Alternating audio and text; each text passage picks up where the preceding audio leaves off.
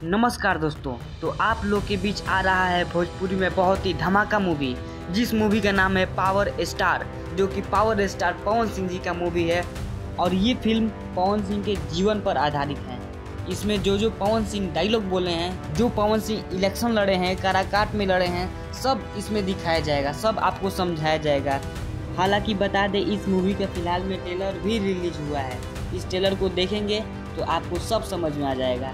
और ये मूवी बहुत ही अद्भुत मूवी है, बहुत ही अच्छा मूवी है जो ये पवन सिंह पे है।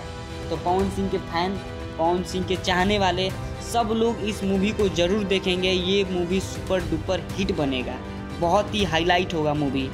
ये इस मूवी में बताया जाएगा पवन सिंह की पहली पत्नी नीलम सिंह के बारे में, पवन सिंह की दूसरी पत्नी ज्योति सिंह के बारे में, कैसे क्या हुआ सब बताया जाएगा।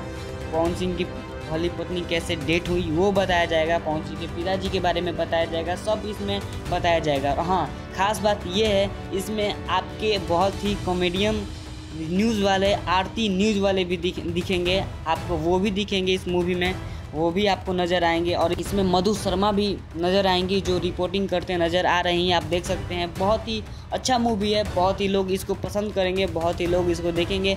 जल्द ये मूवी रिलीज होगा, जल्दी मूवी आप लोग के सामने होगा, तो इस मूवी को ज़रूर देखिएगा।